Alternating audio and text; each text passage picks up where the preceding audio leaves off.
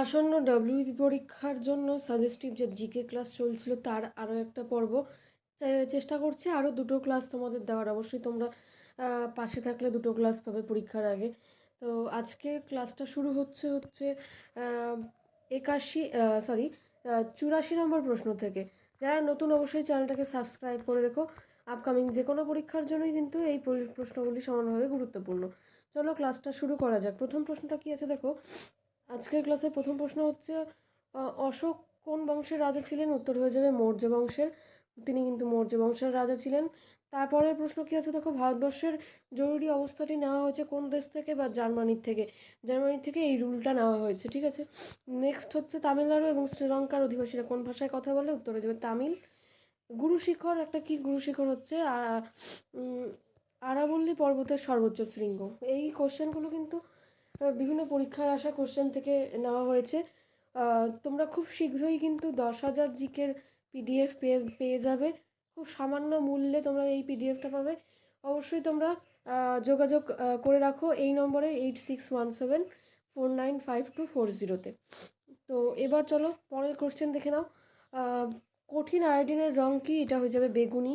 তারপরে হচ্ছে 9/11 বিভীষিকার পরে ওয়ার্ল্ড ট্রেড সেন্টারের নাম কি হয়েছিল? এটা হয়ে যাবে ওয়ান ওয়ার্ল্ড ট্রেড সেন্টার। এগুলো কিন্তু প্রশ্ন আসে স্ট্যাটিক জিকের থেকে। তারপরে গান্ধী আরোহীন চুক্তি কবে স্বাক্ষরিত হয়েছিল? 1931 সালে 5ই মার্চ। সালটাও দিতে পারে আবার ডেটটাও দিতে পারে, তার জন্য দুটোই জানে রাখতে হবে।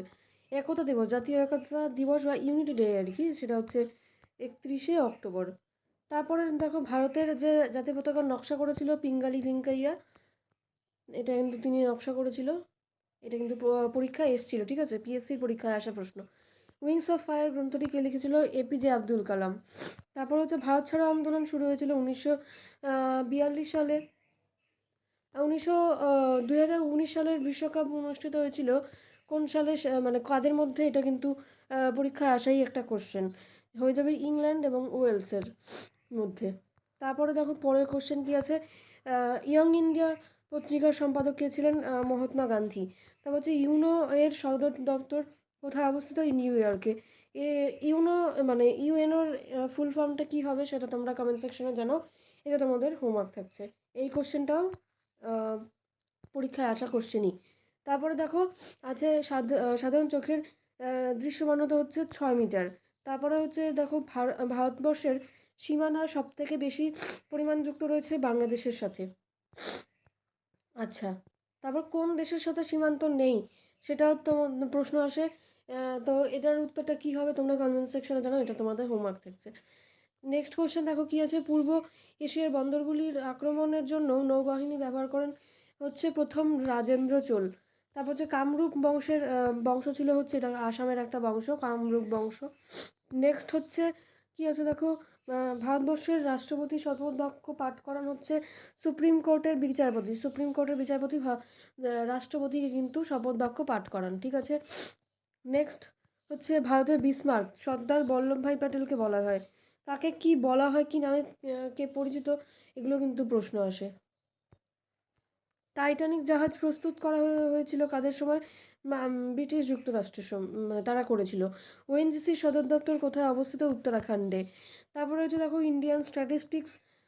ইন্ডিয়ান ইনস্টিটিউট অফ সায়েন্স, এটা হচ্ছে কটকে অবস্থিত। দাদা সাহেব ফালকে পুরস্কার বা দাদা সাহেব পুরস্কার জয়ী মহিলা তিনি হলেন দেবিকা রানী।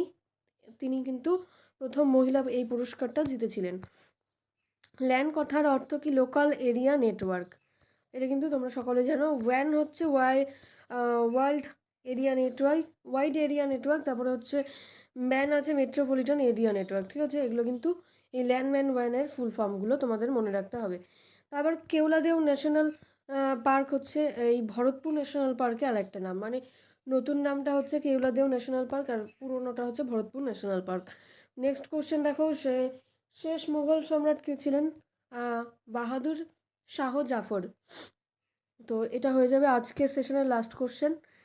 তো নেক্সট ক্লাসে কিন্তু আমি আরও কোশ্চেন আলোচনা করব। অবশ্যই এই ভিডিওটা বন্ধুদের সাথে শেয়ার করতে হবে, তার জন্য মিনিমাম এই ভিডিওটাতে 100+ ভিউ আসলে আমি তোমাদের কিন্তু নেক্সট ক্লাস আমি খুব তাড়াতাড়ি তোমাদের পোস্ট করে দেব, ঠিক আছে। অবশ্যই এই ক্লাসগুলোর থেকে কোশ্চেন কমন আসবে।